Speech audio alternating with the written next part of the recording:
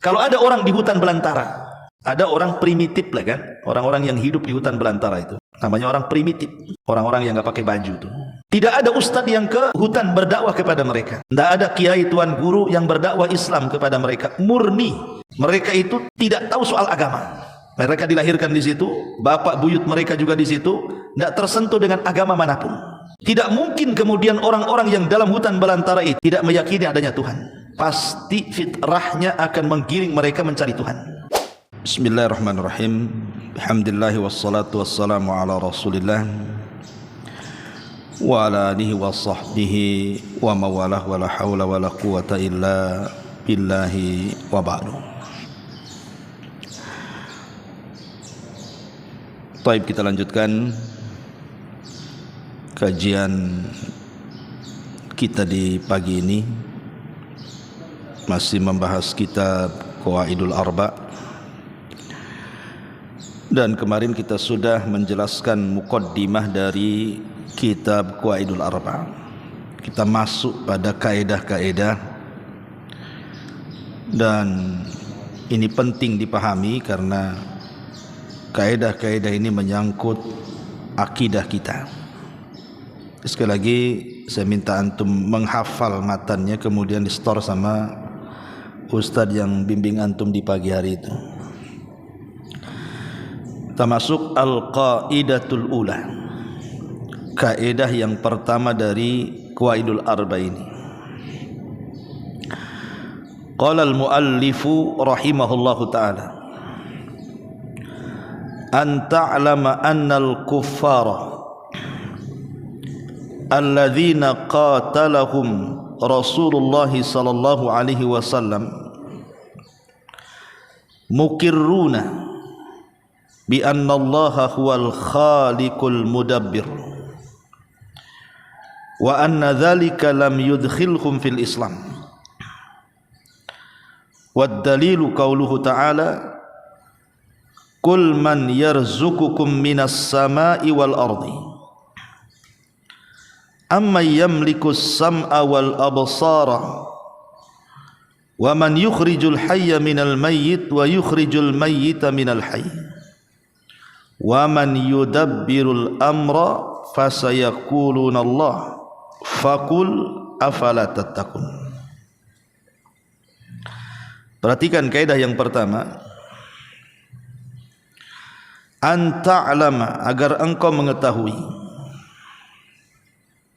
annal kufar, bahwa orang-orang kafir, alladzina qatalahum Rasulullah, yang diperangi Nabi sallallahu alaihi wasallam,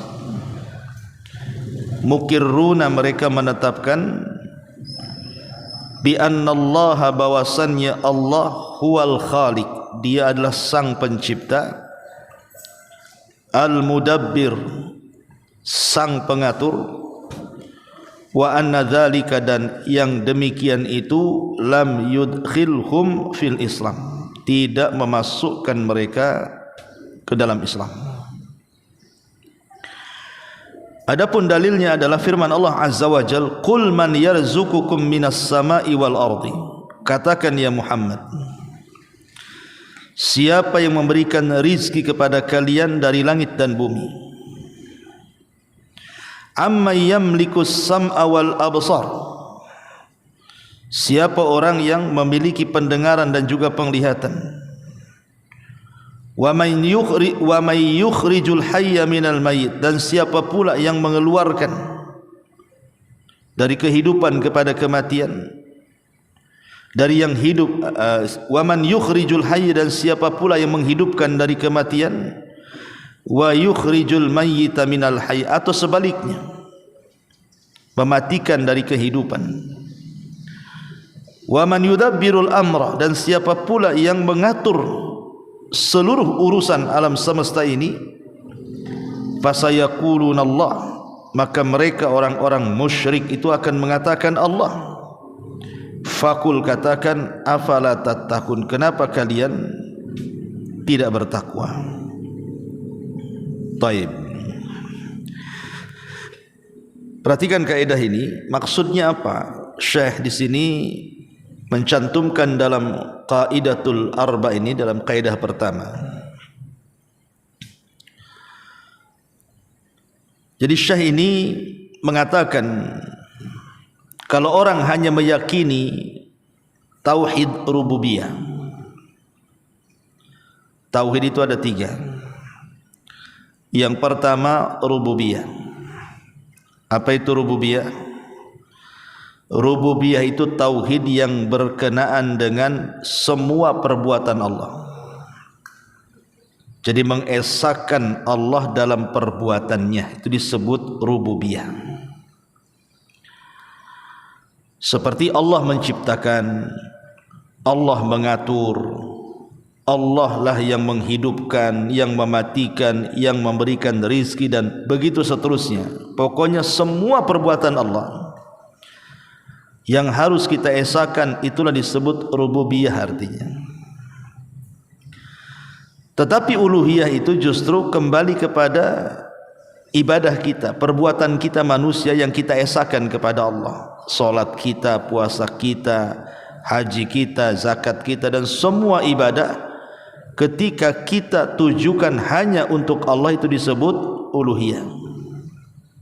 Yang ketiga baru tauhid asma dan sifat, meyakini bahwa Allah memiliki nama-nama dan sifat-sifat. Jadi rangkumannya, tauhid uluhiyah artinya mengesahkan Allah dalam perbuatannya.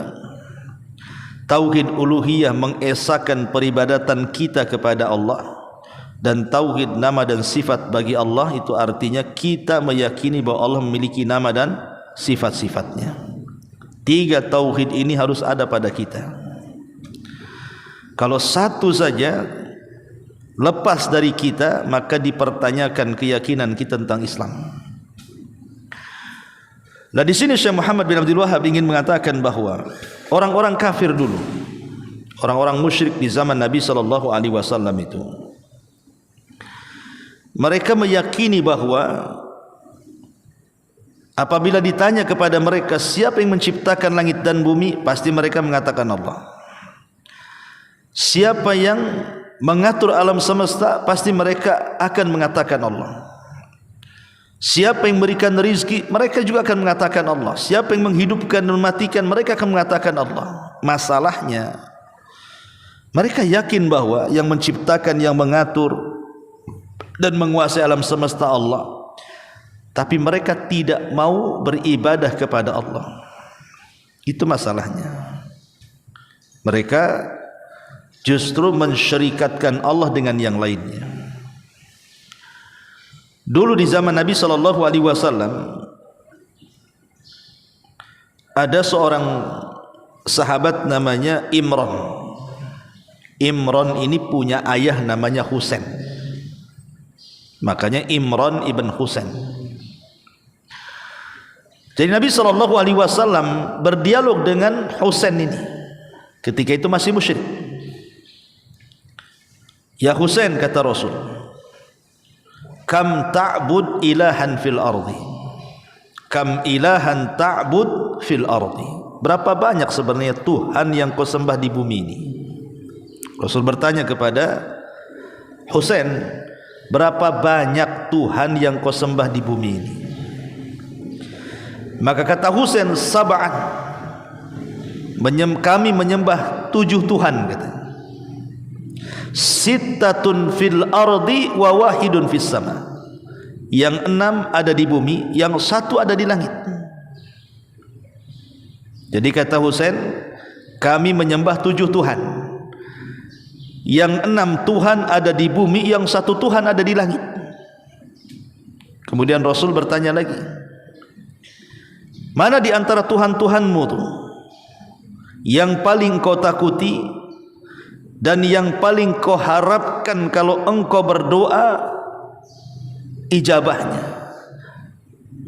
Apakah 6 Tuhan yang ada di bumi yang kau takuti, yang kau harapkan juga keinginanmu dikabulkan mereka, ataukah Tuhan yang ada di langit? Maksudnya Tuhan yang di langit itu Allah Subhanahu wa ta'ala.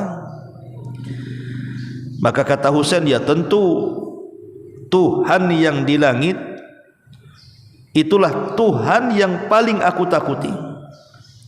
dan paling aku harapkan setiap doa-doaku dikabulkan. Kemudian kata Nabi SAW,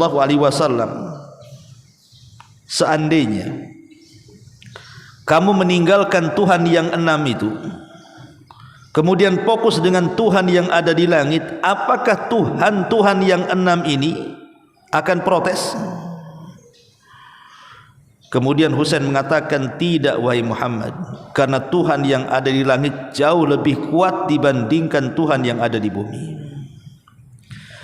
Maka Rasul mengatakan, ya Husain, kalau engkau yakin bahwa Tuhan yang ada di langit maksudnya Allah itu lebih kuat, yang kau takuti dan kau harapkan semua doa-doamu dikabulkan, tinggalkanlah Tuhan yang ada di bumi yang 6 itu, fokus ke yang di atas. Gimana menurutmu? Akhirnya kemudian Husain pun setelah mendapatkan penjelasan dari Rasul, masuk di akal. Akhirnya dia masuk Islam, Husain ini. Perhatikan perbincangan Nabi SAW dengan Husain ini. Jadi orang-orang musyrik di zaman jahiliyah itu, di satu sisi mereka meyakini adanya Tuhan yang ada di langit, bahwa Allah yang menciptakan, Allah yang mengatur, Allah yang memberikan rizki, Allah yang menghidupkan, Allah yang mematikan. Tapi di sisi lain mereka menduakan Tuhan yang ada di langit dengan Tuhan-Tuhan yang ada di bumi. Mereka masih menyembah Lata, Uzza, Manat, Khubal, padahal kalau dalam kondisi mereka kesulitan, mereka menyembah Allah, berdoa kepada Allah dengan cara ikhlas.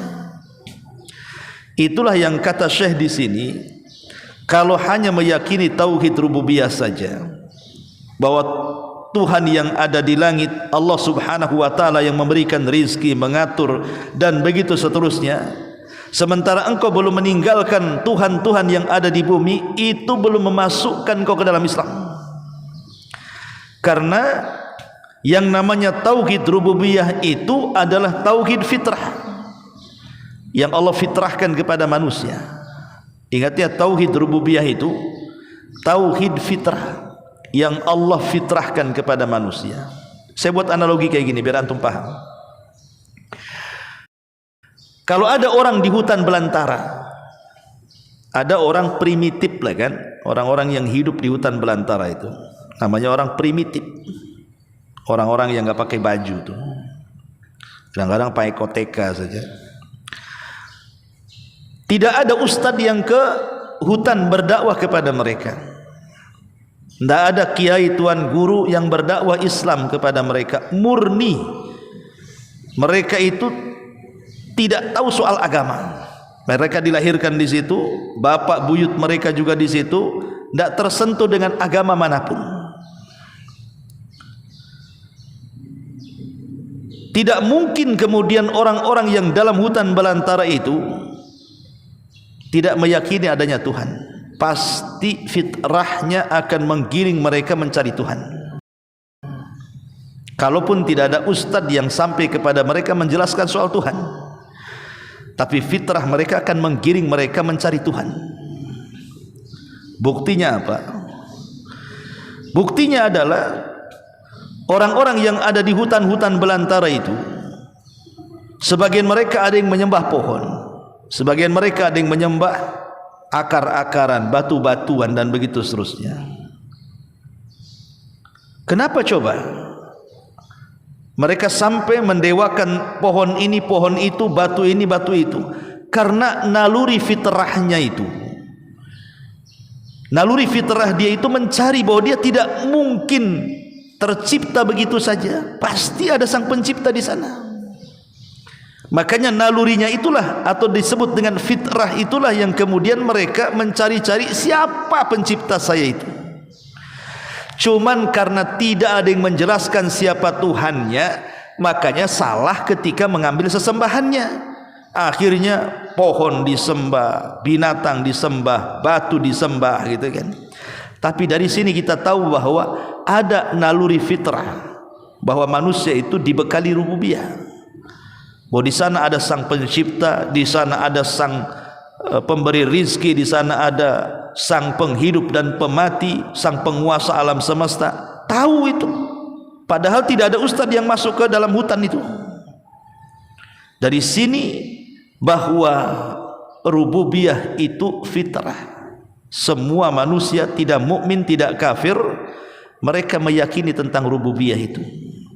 Bahwa tidak ada yang menciptakan kecuali Allah, tidak ada yang mengatur kecuali Allah, tidak ada yang menguasai kecuali Allah.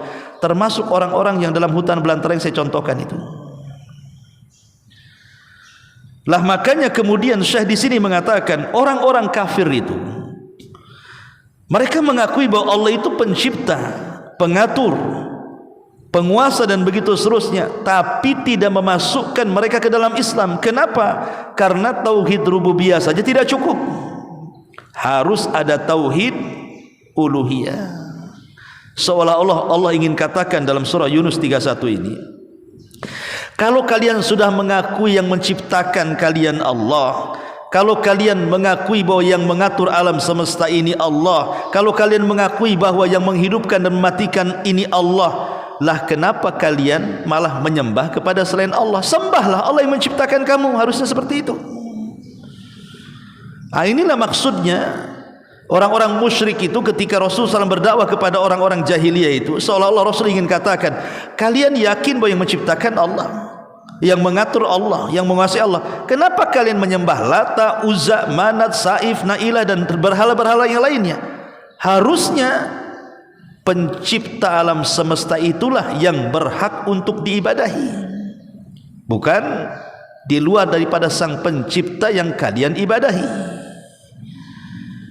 Dari sini kita tahu bahwa Syekh Muhammad bin Abdul Wahab ingin menjelaskan bahwa semata-mata meyakini rububiyah itu tidak cukup, kecuali harus ada uluhiyah. Tadi saya sudah katakan rububiyah itu beriman kepada Allah dari segi perbuatan, kalau uluhiyah itu beriman kepada Allah atau mentauhidkan Allah dari segi peribadatan kita kepada Allah. Bisa dipahami ya? Ya. Jadi kata Syekh di sini, anta'lama annal kuffara alladzina qatalahum Rasulullah sallallahu alaihi wasallam mukirruna bi anna Allah huwal khaliqul mudabbiru wa anna dzalika lam yudkhilhum fil Islam. Agar engkau tahu bahwa orang-orang kafir yang diperangi Rasul itu, mereka juga menetapkan bahwa sang pencipta dan pengatur itu Allah, tetapi tidak memasukkan mereka ke dalam Islam. Coba logika yang lebih jelas lagi biar antum paham. Coba antum tanya kepada orang-orang yang di luar daripada Islam, selain ahli kitab ya, selain Yahudi ataupun Nasrani, antum tanyalah kepada orang-orang yang beragama yang mereka menyembah berhala. Tanya kepada mereka, siapa yang menciptakan langit dan bumi? Pasti mereka akan mengatakan Tuhan. Ya mungkin bahasa kita Allah kan itu, bahasa mereka mungkin dewa atau apa kan gitu ya. Siapa yang mengatur? Ya dewa itu. Siapa yang ini? Dewa. Pasti mereka akan menyebut-nyebut dewa itu menurut mereka Tuhan. Artinya kan ada fitrah rububiyah bahwa tidak mungkin mereka hidup tanpa pencipta. Pasti mereka meyakini mereka itu hidup dengan adanya pencipta. Mereka yakin bahwa yang menciptakan saya mungkin dewa ini, dewa itu, maksudnya Tuhan itu kan. Itulah namanya rububiyah namanya. Tapi apakah kemudian mereka dikatakan muslim karena mereka meyakini bahwa yang menciptakan adalah Tuhan, yang mengaturlah Tuhan? Tidak. Kenapa? Karena mereka tidak menguluhiyahkan Allah. Mereka tidak mengucapkan kalimat la ilaha illallah, kecuali mereka bersyahadat. Itulah uluhiyah namanya, la ilaha illallah. Kalau mereka mengucapkan kalimat la ilaha illallah, baru jelas mereka harus membuang sesembahan yang mereka sembah selain daripada Allah, kemudian menetapkan hanya satu Tuhan saja. Makanya ketika Nabi SAW berdakwah ke orang-orang Quraisy itu, orang Quraisy kan sesembahannya banyak, kawan.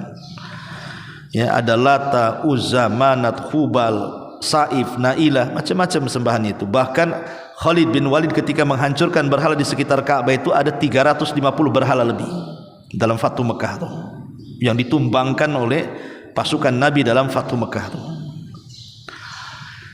Jadi Nabi SAW mengajak mereka untuk mentauhidkan Allah bukan hanya dari rububiyah, tapi dari segi uluhiyah juga. Bukan hanya sekedar kalian meyakini bahwa yang menciptakan Allah, yang mengatur Allah, yang menguasai Allah, yang menghidupkan Allah, yang memberikan rezeki. Bukan hanya sekedar itu kata Rasul, tapi sembah juga Allah. Tinggalkanlah patung-patung itu. Sudah tinggalkan patung-patung itu. Seperti tadi kisahnya siapa? Dialog Rasul dengan Husain kan gitu ya, yang mengatakan kami punya 7 Tuhan, yang 6 di bumi, yang 1 di langit. Kata Rasul, tinggalkan yang 6, cukup yang 1 saja. Lah Rasul ingin mengatakan seperti itu kepada orang-orang musyrik. Sudahlah, tinggalkan Lata Uzza Manat itu. Kalau kalian meyakini menciptakan Allah, sembah yang menciptakan kalian, sembah yang mengatur kalian, sembah yang menguasai kalian. Tapi apa jawaban mereka? Aja'alal alihata ilahan wahid inna hadza la syai'un ujab. Apakah kami harus meninggalkan Tuhan-Tuhan kami yang banyak ini dan hanya terfokus kepada satu Tuhan saja? Ini agama aneh kata mereka. Apakah kami harus meninggalkan Lata Uzza Manat kemudian fokus menyembah Tuhan? Wahai Muhammad, ini agama aneh ini namanya. Oh enggak katanya. Tapi logikanya di sini ikhwan, ketika mereka kemudian di saat genting-gentingnya ada masalah, orang-orang musyrik Arab itu tidak pernah menghadapkan wajah mereka ke Lata Uzza Manat, tetapi mereka menghadapkan wajah kepada Allah. Contoh umpamanya kisahnya Abdul Muthalib. Dicontohkan kisah Abdul Muthalib.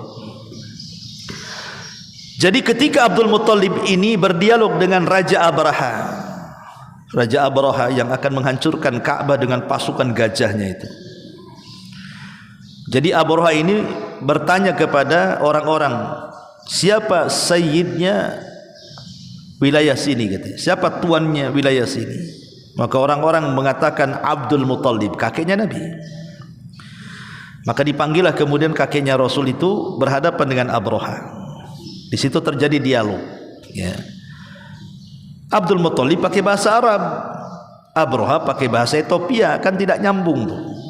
Akhirnya menggunakan penerjemah. Lah ketika terjadi dialog, kemudian Abraha bertanya kepada Abdul Muthalib soal bagaimana pendapat dia bahwa dia akan menghancurkan Ka'bah. Sebenarnya Abraha itu kan dibandingkan orang-orang musyrik Arab kan lebih dekat kepada kita, karena dia kan agamanya Nasrani. Sementara orang Arab itu umumnya musyrik. Ya. Tapi kenapa Allah tidak izinkan dia menghancurkan Ka'bah? Justru dikirim burung ababil coba. Karena 50 hari setelah penyerangan itu lahir Nabi. Jadi Allah tidak izinkan Ka'bah dihancurkan Abraha karena 50 hari setelahnya lahir Nabi SAW. Tapi bukan itu masalahnya. Jadi Abraha ini bertanya kepada Abdul Muthalib soal pendapat dia, bagaimana kalau kau hancurkan Ka'bahmu itu. Disangkanya Abraha, Abdul Muthalib akan membela dan merengek-rengek, jangan kau hancurkan. Enggak, rupanya dia tenang-tenang saja. Justru dia berbicara soal lain dan mengatakan, wahai Abraha, anak buahmu mencuri 200 untaku, kembalikan.